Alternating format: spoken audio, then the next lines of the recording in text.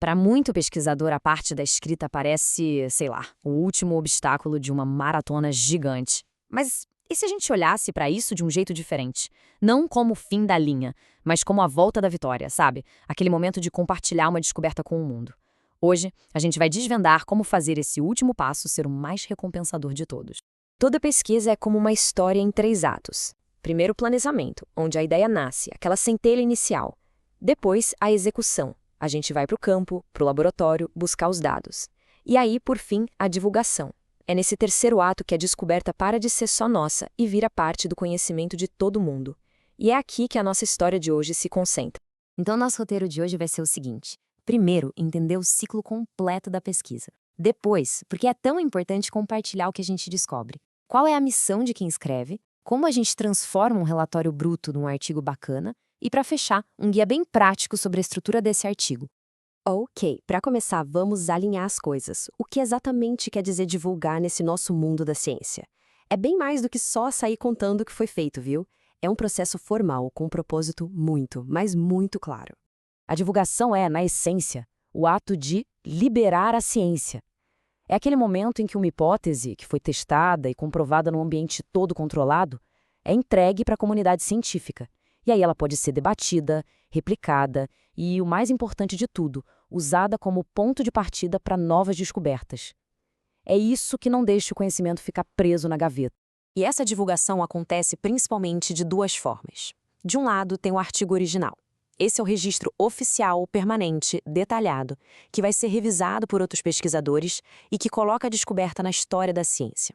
Do outro lado, tem a apresentação num congresso, que é um jeito mais rápido, mais imediato de testar as ideias, de receber um feedback na hora e mostrar para todo mundo no que a gente está trabalhando. Mas vamos ser sinceras, escrever e publicar dá um trabalhão, né? Então, por que ter todo esse esforço? Qual é o propósito real por trás dessa corrida para publicar um artigo? A resposta está toda nessa ideia aqui que é muito poderosa. A ciência não é uma coisa que se faz sozinho. Cada artigo publicado é como um tijolo que a gente coloca num prédio que está sendo construído por todo mundo. Não é só sobre ganho pessoal, mas sobre garantir que o conhecimento não pare de evoluir, sabe? Permitir que o próximo pesquisador comece de onde o anterior parou. E os benefícios vão muito além de só validar o trabalho de um pesquisador. Publicar ajuda a ter mais transparência e permite que outras pessoas usem seus achados para ir além. Mas talvez o ponto mais importante seja este aqui. Ajuda a não duplicar esforços.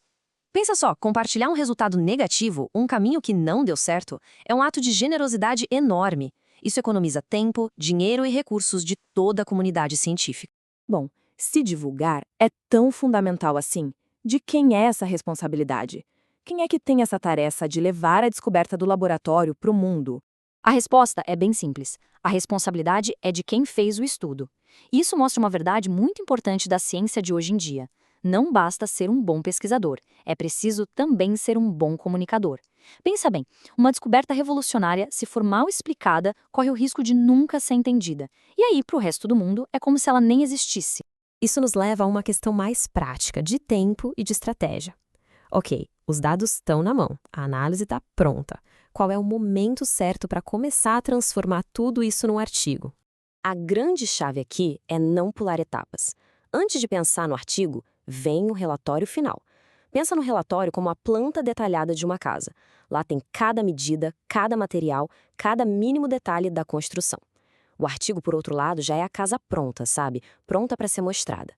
Tentar escrever o artigo sem ter o relatório completo é como construir sem a planta. O resultado vai ser frágil, desorganizado, não vai dar certo.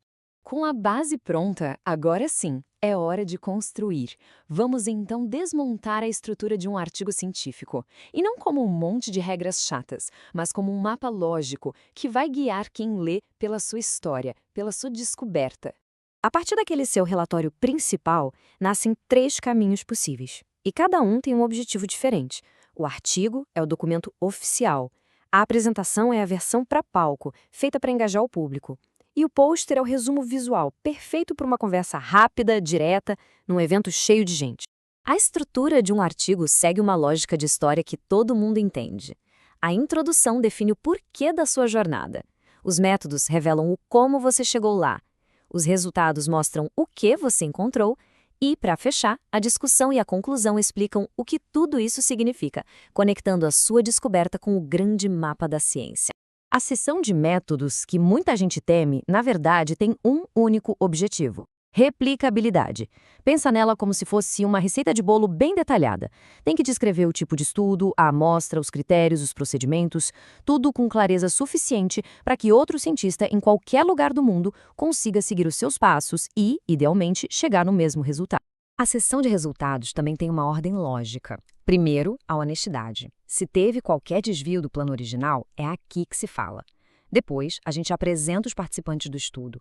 Só então é que se revelam os achados, sempre começando pela pergunta principal, a estrela do show, para só depois passar para os resultados secundários. E, por fim, a discussão e a conclusão. Se os resultados são os fatos puros e simples, é aqui que esses fatos ganham a alma. É o momento de interpretar, de conectar os pontos, de colocar os seus achados para conversar com o que já se sabia e, com ousadia, sugerir o que eles significam para o futuro da sua área. Isso nos traz de volta ao começo. A publicação não é o ponto final, de jeito nenhum. Ela é o que dá o gás para o próximo ciclo. Cada resposta que a gente compartilha gera novas perguntas. Isso inspira a próxima onda de planejamento, de execução e, claro, de divulgação. A ciência não é uma linha reta, é um ciclo que nunca para, movido pela curiosidade. No final das contas, a pergunta que importa não é se deve compartilhar uma pesquisa, mas como isso vai ser feito. Uma descoberta guardada na gaveta é só um dado. Agora, uma descoberta compartilhada, essa sim tem o poder de mudar o mundo. A sua está completa? Como ela vai ser compartilhada?